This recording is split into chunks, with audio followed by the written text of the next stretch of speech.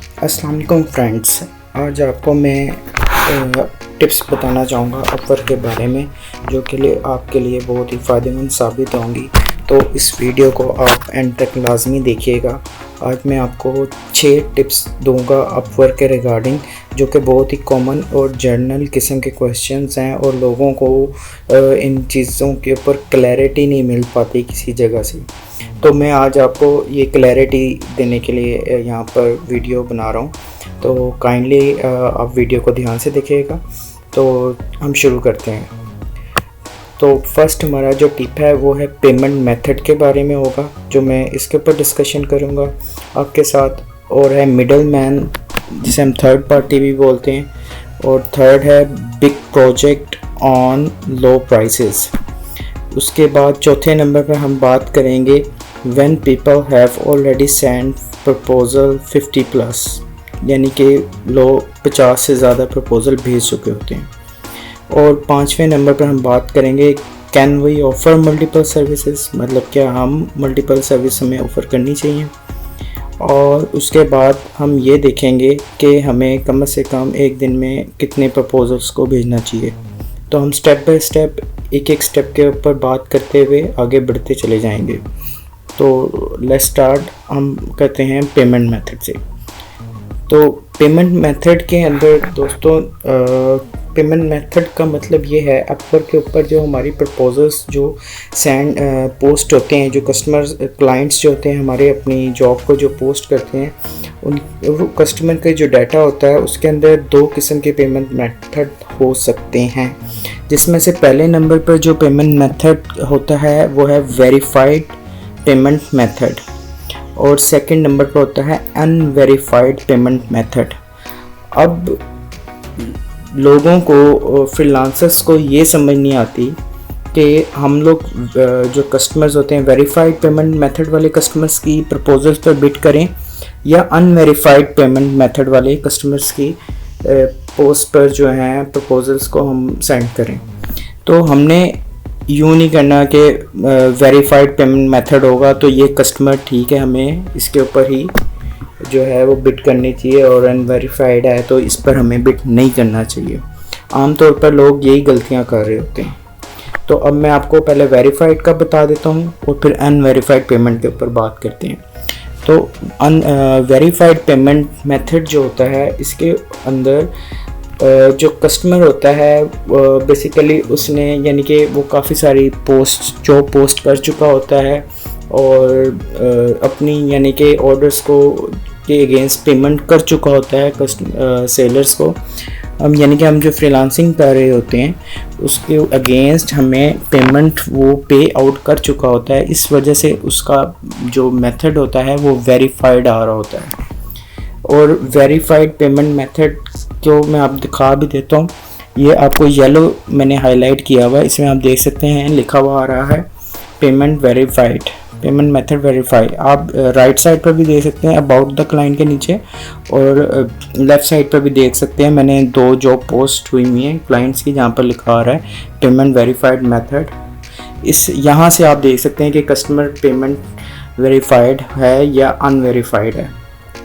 लेकिन सेलर्स और फ्रीलांसर के दिल में ये डर होता है कि हमने जो अनवेरीफाइड कस्टमर होगा उसके ऊपर बिड नहीं करनी। अब ये तो था पेमेंट वेरीफाइड वाला जॉब जो होता है, और अनवेरीफाइड वाला भी मैं आपको दिखा देता हूँ। अनवेरीफाइड पेमेंट मेथड इसे कहते हैं। समटाइम्स जो कस्टमर न्यू आते हैं अपवर्क के ऊपर, तो उन्होंने किसी भी यानी कि जॉब या सर्विस के अगेंस्ट पेमेंट नहीं की होती, क्योंकि उन्होंने पहली दफ़ा जॉब पोस्ट करनी होती है। इस वजह से उनका पेमेंट मेथड वेरीफाइड नहीं हुआ होता। तो जैसे कि मैंने यहाँ पर लिख के बताया हुआ, sometimes customers are new to Upwork so don't pay the seller against any service और order, that's why customer type belongs to unverified payment method. तो इसकी भी मैं आपको एक वो टेबल दिखा देता हूँ, फिगर शो कर देता हूँ, जिससे आपको आइडिया मिल जाएगा। ये देख लें, ये मैंने अपवर्क के ऊपर से लिया हुआ है स्क्रीनशॉट। इसमें आपको मैं ये दिखा रहा हूँ कि पेमेंट अनवेरीफाइड लिखा आ रहा होगा। ये आप येलो हाईलाइटेड देखिएगा लेफ़्ट साइड पर। और यहाँ पर राइट साइड पर भी लिखा हुआ पेमेंट मेथड नॉट वेरीफाइड। तो ये अगर पेमेंट मेथड जो होगा वेरीफाइड होगा तो वो इस तरह में आपको नज़र आएगा, और अगर नॉट वेरीफाइड होगा तो इस तरह में आप यानी कि ये देख सकते हैं कि कैसे होता है। उसके बाद हम बात करते हैं पेमेंट मेथड पर। हमें यानी कि ये मैंने आपको पेमेंट मेथड का ओवरव्यू दे दिया है। अब मैं आपको ये बताना चाह रहा हूँ कि हमें इन दोनों ही सिचुएशन में अप्लाई करना है, क्योंकि हो सकता है हमें अनवेरीफाइड पेमेंट जो नया कस्टमर आया हो वो हमें एक हमारे लिए बड़ा कस्टमर साबित हो सकता हो, हमें उससे ज़्यादा ऑर्डर या सेल मिल सकती हो, बजाय कि हम वेरीफाइड पेमेंट मेथड वाले कस्टमर्स पर अप्लाई करें और अनवेरीफाइड वालों को छोड़ दें, तो ये मुनासिब नहीं है। हमें दोनों पर ही अप्लाई करना चाहिए। इसके बाद हम बात कर लेते हैं मिडल मैन या थर्ड पार्टी की। मैं आपको इसमें ये बताना चाह रहा हूँ, ये ज़्यादातर जो होते हैं बिलोंग करते हैं पाकिस्तान के।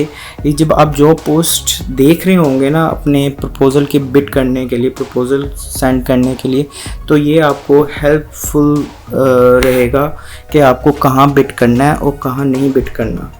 आपको कैसे पता चलेगा कि ये थर्ड पार्टी है, यानी कि एक तो होता है कस्टमर डायरेक्ट आके अपनी जॉब को पोस्ट करता है और आप उसके ऊपर जाके बिड कर देते हैं, और समटाइम्स ऐसा होता है कि कस्टमर से बीच में थर्ड पार्टी आके विन कर लेती है। मींस कि जो हम फ्रीलांसर और कस्टमर के दरमियान का बंदा होता है, जैसे फॉर एग्जांपल बात यूँ करते हैं, एक जॉब पोस्ट हुई और मैंने उसको विन कर लिया। अब मैं ये करूँगा कि मैं आगे किसी और को साइन कर दूंगा। मे भी पॉसिबल है जो मैंने जॉब विन की है वो मुझे सर्विसेज नहीं देना आते या वो मेरे पास स्किल्स नहीं है, तो मैं अपनी कुछ कमीशन रख के आगे थर्ड पार्टी से किसी से यानी कि काम करवा लूँगा। तो अब थर्ड पार्टी का हमें कैसे पता चले? इसमें हमारा ये होता है कि नुकसान ये होता है कुछ कमीशन मर जाता है और हम कभी भी कस्टमर के साथ डायरेक्ट नहीं हो पाते। तो आपको ये कैसे पता चले कि ये थर्ड पार्टी है या मिडल मैन है? तो हम इसको इस तरह पता कर सकते हैं कि ये ज़्यादातर जो लोग होते हैं पाकिस्तान, इंडोनेशिया और बांग्लादेश, इंडिया से बिलोंग करते हैं, और इनकी जो जॉब पोस्ट की टाइमिंग होती है वो 7 AM to 6 PM के बिटवीन ये लोग जॉब पोस्ट करेंगे, और इनका हमेशा जो फोकस रहेगा वो फास्ट डिलीवरी होगा और लो प्राइसेस आपको यानी कि लो रेट्स ऑफ़र करेंगे, यानी कि सर्विस की जो आपकी एक्चुअल प्राइस है वो आपको नहीं देना पसंद करेंगे, क्योंकि उन्होंने अपना भी कट रखना होगा इस कमीशन के अंदर। तो ये थे मिडल मैन। इनकी ये 3 बातें थी, 3 पॉइंट्स थे जिनसे आप अंदाज़ा लगा सकते हैं कि ये मिडल मैन है। आपको इनकी लैंग्वेज से पता चल जाएगा, आपको पता चल जाएगा इन्होंने कॉपी पेस्ट किया हुआ, और इनकी लो प्राइस रेट से पता चलेगा, फास्ट डिलीवरी पर जो फोकस होगा, और जो जॉब पोस्टिंग का टाइम होगा वो 7 AM to 6 PM होगा। तो अब हम नेक्स्ट टिप की तरफ चलते हैं, वो है big project on low prices. Sometimes आप देखते हैं फाइवर पे भी देखते होंगे और अपवर्क पे भी देखते होंगे कि काम जो हमसे सर्विस रिक्वायर्ड की जा रही होती है उसके अगेंस्ट वो प्राइस ऑफ़र ही नहीं की जा रही होती। काम यानी कि बहुत बड़ा होता है और प्राइस में मेंशन किया होता है कि ये $5 का प्रोजेक्ट है या इसका बजट $5 है। अब हम ये सोच में पड़ जाते हैं कि शायद इसने देने ही $5 हैं। समटाइम्स जो कस्टमर होता है वो बड़ा कस्टमर होता है, इस तरह के वो लोग ज़्यादा करते हैं इस टेक्निक को यूज़। एक उनकी स्ट्रेटेजी होती है जिससे वो चेक कर लेते हैं कि जो प्रोफेशनल होगा या एक्सपर्ट होगा वो हमेशा अपनी एक्चुअल प्राइस पर ही बिड करेगा, अपनी एक्चुअल प्राइस के साथ ही कोट करेगा। ये नहीं करेगा अपनी सर्विस को $5 के ऊपर ही ऑफ़र कर दे और अपनी प्रपोज़ल या बायर रिक्वेस्ट को सेंड कर दे। जैसे कि फॉर एग्जांपल एक वीडियो एडिटिंग की जॉब है और वो कहे कि जी आप मुझे एक वीडियो बना दें 5 मिनट की, और उसके अंदर आपने एनिमेशंस भी करनी है, उसके अंदर सबटाइटल भी आना चाहिए, आपने टच उसकी कलरिंग को भी ठीक करना है। यानी कि आपको काम बहुत सारे बता दिए गए हैं और आपको जो पे करा जा रहा है वो बहुत ही कम आपको दिया जा रहा है। तो आपने इस सिचुएशन में अपने अकॉर्डिंग सर्विस के, अपने स्किल्स के अकॉर्डिंगली ही चार्ज करना है।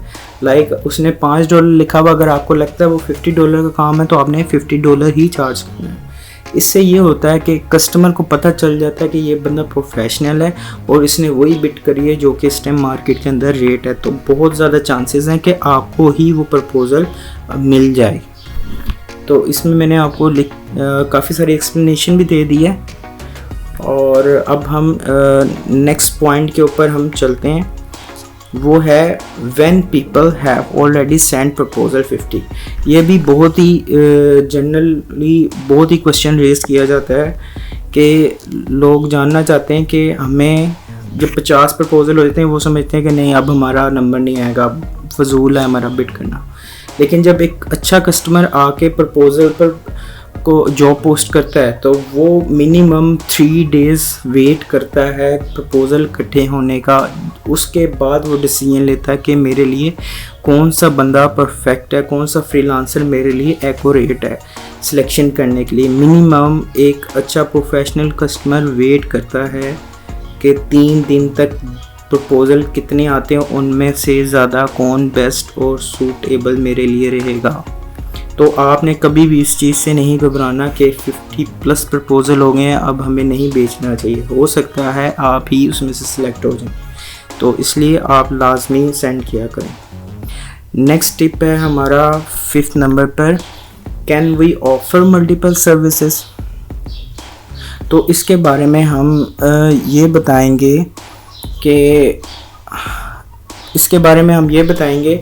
कि मल्टीपल सर्विस, लोगों का ये भी सवाल होता है कि हमें क्या एक सर्विस के साथ मल्टीपल सर्विसेज ऑफ़र कर देनी चाहिए। तो ऐसा जब हम करते हैं तो एक क्लाइंट ने जो काम करवाना हो वो उससे डिस्टर्ब हो जाता है, उसको नहीं समझ आती कि जिस बंदे से मैं काम करवा रहा हूँ ये एक्चुअली कर क्या रहा है, ये एक्सपर्ट किस में है। तो इसलिए हमने यही करना है कि वो जो सर्विस मांगे हमने जस्ट उसे वही ऑफ़र करनी है।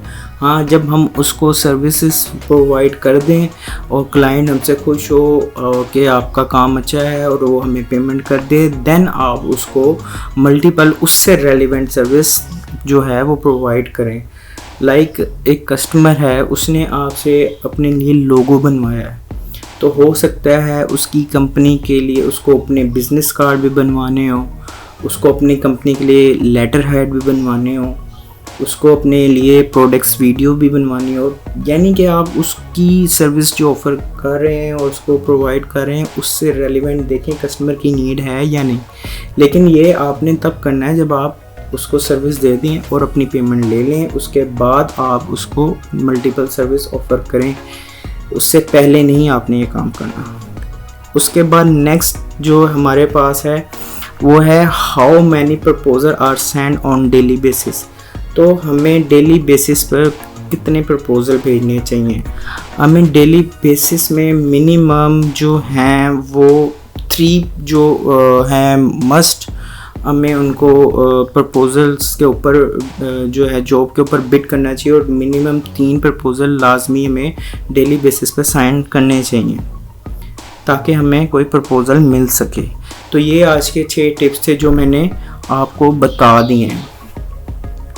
उसके बाद मैं बात करता हूँ, अगर ये हमारी आज की वीडियो थी और अगर आपको कोई क्वेश्चन हो तो आप कमेंट सेक्शन में करके उसे पूछ सकते हैं। और इसके बाद मैं आपको ये भी कहना चाहूँगा कि मैं आपको इसके बारे में complete A to Z knowledge provide करूँगा अबाउट फाइवर और अपवर्क, और जिसकी वजह से आपकी जो है इनकम इंक्रीज़ हो सकेगी और आपकी लिविंग स्टैंडर्ड बेटर हो सकेंगे। क्योंकि हमारे ज़हनों में वही सवाल, वही सोच है पुराने वक्तों वाली कि हम जॉब करेंगे तो हम कमाएंगे तो कुछ बनेंगे।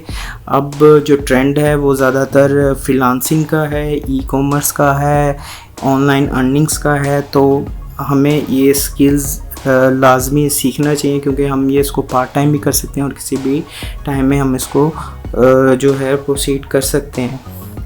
So I am here for you to provide complete guidance or solution if you want more knowledge or guidance and also wants to increase your income, then don't forget to subscribe my YouTube channel.